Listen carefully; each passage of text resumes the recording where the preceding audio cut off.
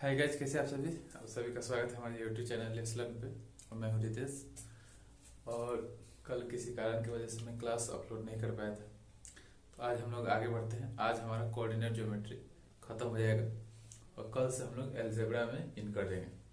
तो चलिए, जो भी चैनल नए हो चैनल को सब्सक्राइब कर दें, और जो भी अभी तक शेयर ना किए हो या फिर सब्सक्राइब कर लिए हो, लिंक को नहीं किए हो, बेल आइकन को प्रेस, तो उनको मैं कह दूं कि कर लीजिए, क्योंकि हम लोग 16 तारीख से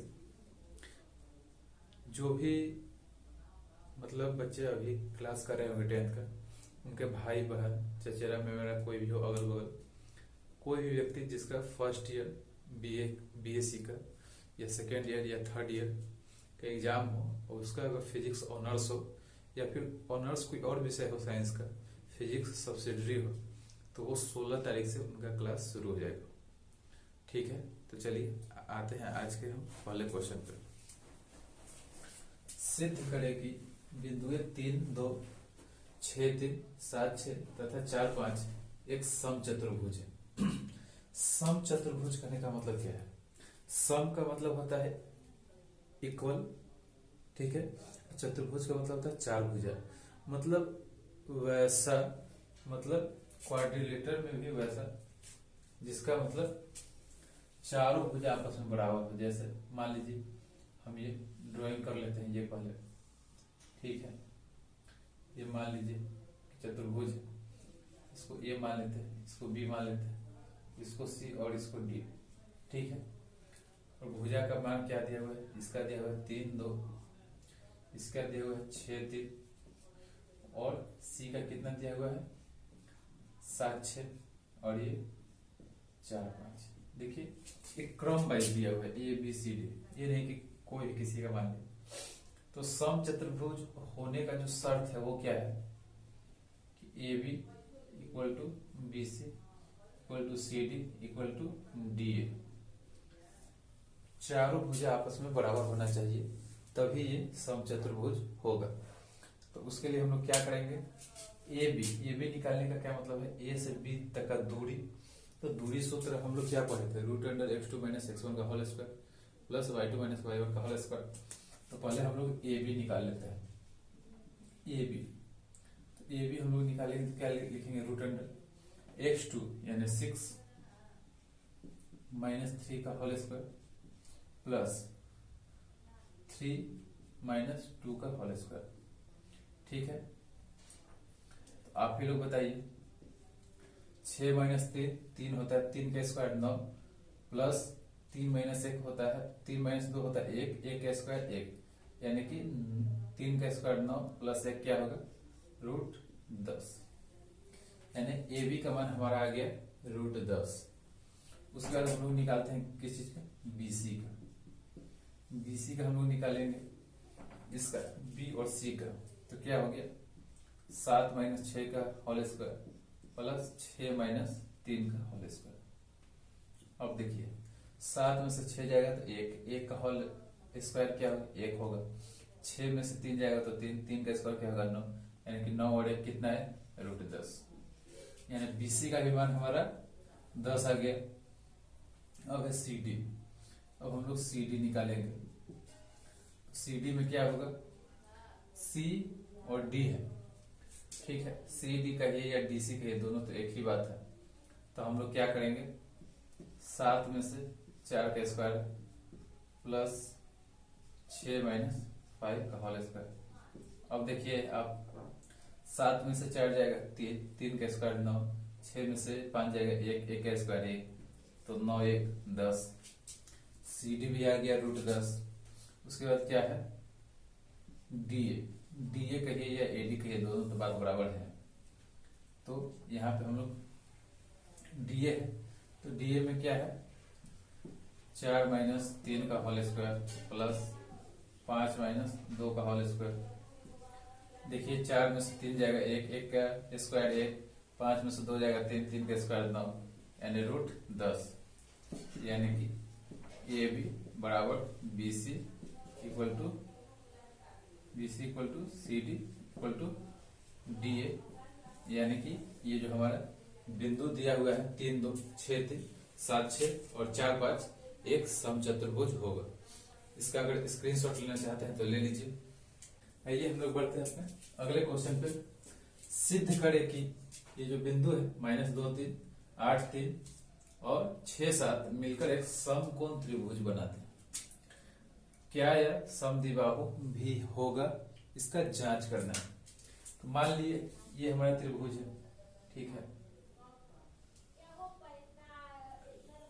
समकोण त्रिभुज कहने का मतलब क्या है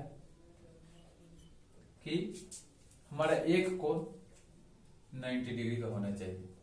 और 90 डिग्री क्या होता है, एक सरल रेखा पे एक लंबवत बिंदु, मतलब एक सरल रेखा है, जैसे ये सरल रेखा है, हो सकता है ये ऐसे तो होगा और इस पर एक अभिलंब है कि नहीं, और जहां पे ये इस रेखा से जाके मिलता है वहां पे 90 डिग्री का कोण बनाता है। तो हमारा ए का मान कितना दिया हुआ है -2 और 3, बी का मान कितना दिया हुआ है 8 और 3, और सी का मान कितना दिया हुआ है 6 और 7। तो समकोण त्रिभुज के लिए समकोण त्रिभुज का शर्त हमारा क्या है, ए बी का स्क्वायर इक्वल टू ए सी का स्क्वायर प्लस बी सी का स्क्वायर, मतलब हाइपोटेनस का स्क्वायर बराबर होना चाहिए P square plus B square, यानी कि इतना का जो वैल्यू होगा वो इतने के इक्वल होना चाहिए, तब जाके वो क्या होगा, समकोण त्रिभुज होगा। तो चलिए पहले हम लोग ये जांच लेते हैं, समकोण का जांचेंगे। तो पहले ए बी का मान निकालेंगे, उसके बाद बी सी का, उसके बाद सी ए का, ये तीनों इक्वल है कि नहीं, क्योंकि ये तीनों का वैल्यू निकालने के लिए। तो वहां पे अगर मान लिए किसी दो भुजा का ए सी बी सी या फिर बी सी बी ए या फिर ए बी ए सी, तीनों में से कोई एक शर्त फॉलो करता है तो हमारा वो समद्विबाहु भी होगा। लेकिन पहले हम लोग समकोण देखते हैं। हम लोग पहले निकालेंगे ए बी, ठीक है। पहले हम लोग निकालते हैं ए बी। ए बी निकालने के लिए हम लोग क्या पढ़ते हैं, दूरी सूत्र में x2 - x1। तो ए बी हम लोग निकालते हैं तो क्या होगा 8 माइनस और -2 पहले से है, तो क्या होगा +2 स्क्वायर प्लस क्या होगा 3 - 3। तो आप ही बताइए 8 + 2 10, 10 का स्क्वायर कितना होता है 100 होता है, और 3 - 3 0, यानी कि √100, और √100 का जो हमारा वर्ग होता है कितना होता है 10 होता है, ठीक है। ए भी हमारा हो गया। अब हम लोग निकालेंगे ए सी। जब हम लोग ए सी निकालेंगे तो ए सी में क्या होगा 6 माइनस और -2 तो +2 स्क्वायर प्लस 7 - 3 का स्क्वायर। हम लोग इसको क्या लिखेंगे 6 2 8, 8 का स्क्वायर 64 और 7 - 3 4, 4 का स्क्वायर 16। तो 64 और 16 हमारे कितना होगा 80 होगा, ठीक है। 16 × 5 = 80, यानी कि 4√5 होगा इसका मान। उसके बाद हम लोग निकालेंगे अंत में BC, ठीक है। तो BC निकालेंगे तो इसमें क्या होगा 8 - 6 का होल स्क्वायर प्लस 3 - 7 का होल स्क्वायर, ठीक है। अब एक चीज यहाँ पे ध्यान दीजिए, हम लोग जो फॉर्मूला सूत्र पढ़ते हैं दूरी का, √x2 - x1 का whole square plus y2 - y1 का, हम लोग x1 - x2 का भी होल स्क्वायर लिख सकते हैं। पूछिए क्यों, क्योंकि देखिए माइनस में मान लीजिए कि 1 आता है, ठीक है, x1 - x2 कर देंगे इसका होल स्क्वायर होगा, और x2 - x1 करने से 1 आता है, इसका स्क्वायर होगा। तो 1 का स्क्वायर भी 1 होता है और -1 का भी स्क्वायर 1 ही होता है। इस कारण से लिख सकते हैं। लेकिन जो फॉर्मूला है अगर उसको याद कीजिएगा तो फॉर्मूला भी याद होगा। तो हो सकता है कि अगर एग्जाम में दूरी सूत्र पूछ और फॉर्मूला टिक करना, उसमें x2 - x1 ही होगा। तो 8 - 6 कितना होगा 2, 2 का स्क्वायर 4 प्लस 3 - 7 कितना होगा -4, तो -4 का स्क्वायर तो 16 ही होगा। तो 16 और ये कितना होगा 4 20 हुआ। तो इसको हम लोग क्या लिख सकते हैं 4 × 5 4 × 5 = 20 यानी कि 2√5।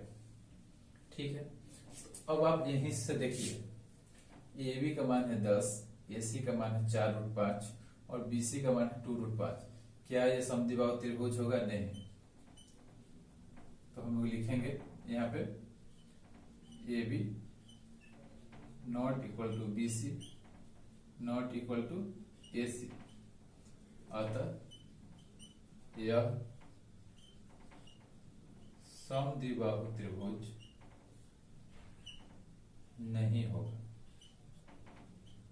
ठीक है, ये समद्विबाहु त्रिभुज नहीं होगा।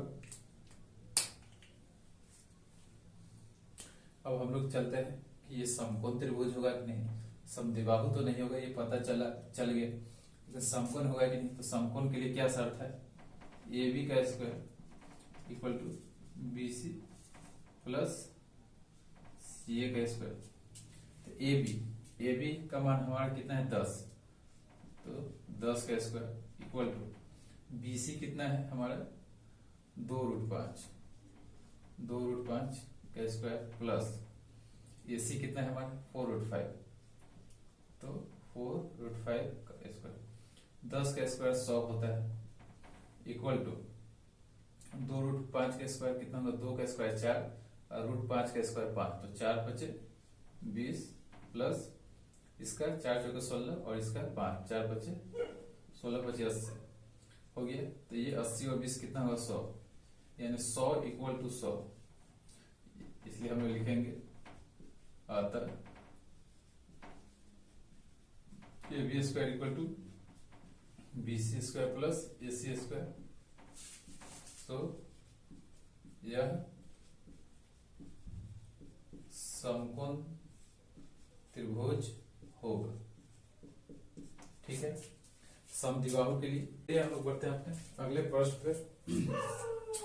उस बिंदु के निर्देशांक ज्ञात करें जो बिंदुओं 4 - 3 तथा 8 5 को मिलाने वाली रेखा को 3:1 के अनुपात में करती है। मान लीजिए दो बिंदु है, अब सीधा मानिए, तिरछा मानिए, कैसे मानिए। ये है जिसका मान कितना है? 4 - 3 और ये बी है इसका मान है 8 और 5। इसको मिलाने वाली रेखा को ऐसे काटा जाता है कितने के अनुपात में? ये 3 और ये 1। तो आप लोगों को याद होगा कि एक रेखाखंड AB को जब एक पॉइंट P काटता था, है कि नहीं, तो उस पॉइंट P काटता था M/N, मतलब यहाँ M/N के अनुपात में। तो हम लोग क्या लिखते थे फॉर्मूला? M(x2) + N(x1) / M+N। किसके लिए? ये x के लिए। y के लिए हम लोग क्या लिखते थे? My2 + Ny1 / M+N। ये हम लोग लिखते थे किसके लिए? पॉइंट P xy के लिए लिखते थे। तो हमें यही बिंदु का निर्देशांक ज्ञात करना है, यानी xy का मान ज्ञात करना है, जो बिंदु AB को क्या करती है? 3:1 के अनुपात में काटती है। यानी ये 3 ये 1 है, या उधर 3 मानिए इधर 1 मानिए, उससे कोई दिक्कत नहीं। ठीक है, तो हम लोग इस पॉइंट P का जब हम लोग निर्देशांक निकालेंगे, यानी कि x और y का वैल्यू निकालेंगे, हम लोग क्या लिखेंगे यहाँ पे? M(x2) + N(x1) / M+N। x के लिए, y के लिए क्या है? My2 + Ny1 / M+N। ठीक है, M ये हमारा M है और ये क्या है? हमारा N है। तो M(x2) ये हमारा क्या है? x1 y1, ये हमारा क्या है? x2 y2। तो M यानी 3 × x2 यानी 8 प्लस N क्या है? 1 × x1 यानी 5 बटा m प्लस n यानी कि 3 प्लस 1 कॉमा my2 एक सेकेंड यहाँ है 3x2 हमारा 8 है प्लस n है 1 गुने x1 हमारा यहाँ 4 है, हम लोग 4 लिखेंगे by 3 plus 1 m plus n comma my2 m है 3 गुने y2 हमारा कितना है 5 है प्लस n 1 गुने y1 कितना है -3 बाई m प्लस n, तो क्या होगा 3 प्लस 1, तो हमारा वैल्यू क्या होगा 38 24 और 4 28 बटा 4 और ये क्या होगा 3 बचे 15 प्लस -3, तो 15 और -3 कितना होगा 12 बटा 4 4 सते 28 4 3 12, यानी कि हमारा जो पॉइंट XY है, जो बिंदु 4 -3 और 8 5 को काटता है, उसका पॉइंट का मान क्या है 7 और 3। ये हमारा आज का लास्ट क्वेश्चन था, लेकिन अभी खत्म नहीं हुआ है, कुछ मिसअंडरस्टैंडिंग हो गए थे। ये अनुपात वाला ऐसा 1-2 टाइप है, इसको हम लोग कल खत्म कर लेंगे। कल हम लोग फाइनली खत्म कर लेंगे, 1-2 ही क्वेश्चन है, हो सकता है कि कल ही हम लोग अलजेब्रा शुरू भी कर दें। तब तक के लिए जो भी नए हो चैनल पे वो तो सब्सक्राइब कर दे, प्लस जिसके अगल बगल जैसा कि मैंने कहा, जिसके भी भाई बहन जो भी फिजिक्स ऑनर्स या सब्सिडी हो, फर्स्ट ईयर सेकेंड ईयर या थर्ड ईयर, या फिर वो पटना यूनिवर्सिटी हो या मगध यूनिवर्सिटी या पाटलिपुत्र यूनिवर्सिटी, उनको बोलिए let's learn by Ritesh channel पे, क्योंकि उनका क्लास 16 तारीख से हुआ शुरू। वो लोग चैनल को अभी से सब्सक्राइब करके बेल आइकन को प्रेस करके रखें, ताकि 16 तारीख से जब क्लास स्टार्ट हो तो आपको जैसे ही क्लास अपलोड किया जाए आपके पास सबसे पहले नोटिफिकेशन चला जाए। तब तक के लिए आप लोग हंसते रहिए, मुस्कुराते रहिए और अच्छे से तैयारी कीजिए और इसका स्क्रीनशॉट ले लीजिए। तब तक नमस्कार, गुड इवनिंग।